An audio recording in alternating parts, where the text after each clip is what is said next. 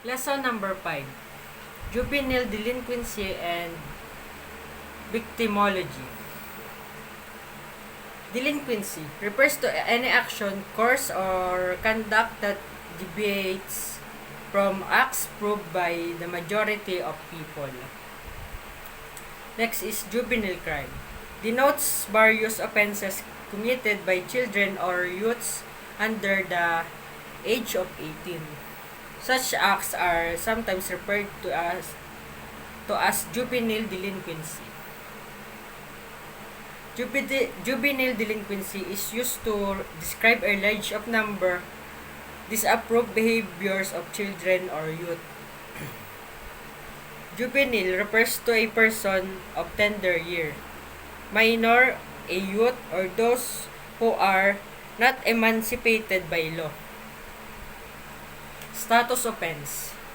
An act or omission which committed by an adult may not be considered punishable but which are generally considered wrong ones committed by minors, such as curfew violation, loitering, running away from home without justifiable cause, use of profane language, smoking and drinking alcoholic beverages,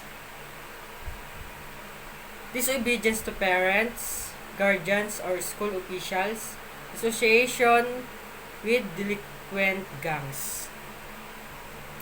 Stages of delinquency. Emergence. The child begins with petty larceny between 8 or sometimes during the 12 year. Exploration. He then may move on the shoplifting and vandalism between ages 12 to 14. Explosion. At age of 13, substantial increase in variety and seriousness. Next is conflagration. At around 15, 4 or more years of crime are added. Outburst. Those who continue on adulthood with progress into more sophisticated or more violent forms of criminal behavior. Prevention of juvenile delinquency. The role of different sectors. Family shall be responsible for the primary nurturing and rearing the children, which critical in delinquency prevention. Next is educational institutions shall work together with families, community organization, and agencies in the prevention of juvenile delinquency and the rehabilitation and reintegration of children in conflict by the law. Mass media shall play an active role in the promotion of child rights and delinquency prevention by relaying consistent message through a balanced approach. Next topic is victimology. Victimology is the study of victim and their patterns of victimization. Victimologist. Victimology is the demographic of criminal victimization, like criminal offending. Criminal victimization is not randomly distributed among the populations. The demographics of criminal victimization. Violent crimes rate. Individuals between ages 12 to 14 and 12 to 24 have the greatest chance of becoming the victims of crime, especially violent crime. Generally, from the early to mid-20s, as one gets older, the rate victimization decreases, with those older than 65 having the lowest rate of victimization for all crimes up across gender and race. Situational characteristic of victimization. Victimization is more likely to occur in places where there is high density of high-risk social groups. Victim. Precipitation theories. These theories are based on the concept that the victims themselves precipitate, contribute to provoke, or actually cause the outcome. These theories assume that some crimes, especially violent crimes, are interaction or transactions between victims and offenders. Victim precipitation means that victims not only simply an object. Three phases of victim precipitation. Victim contribution refers to person action or lack of action that makes their victimization more likely. Second is victim proneness. This implies that individuals or groups have a quality that makes them more likely to become victims of crime. Next is the victim provocation theory suggests that victim is the primary cause of his or her victimization. Lifestyle theories of victimization.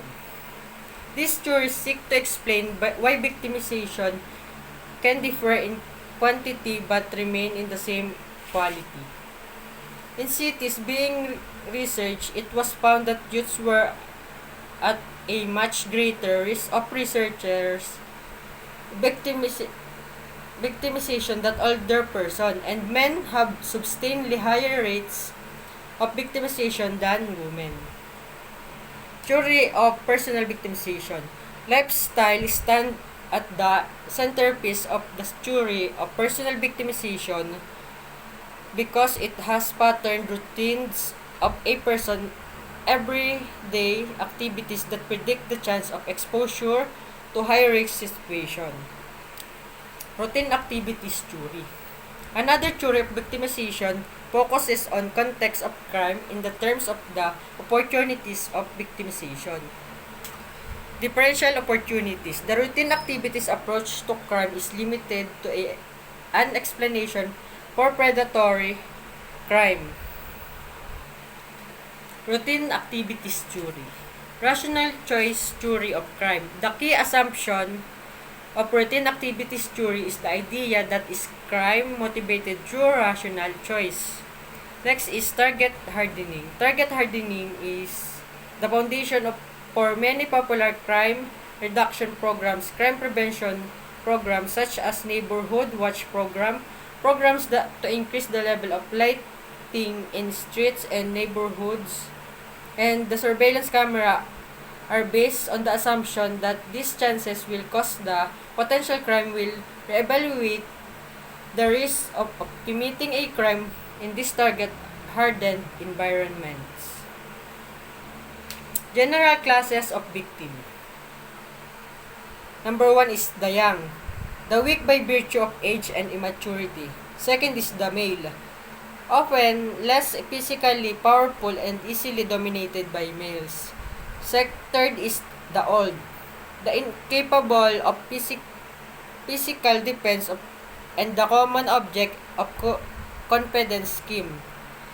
Fourth is the mentally defective, those who are unable to think early.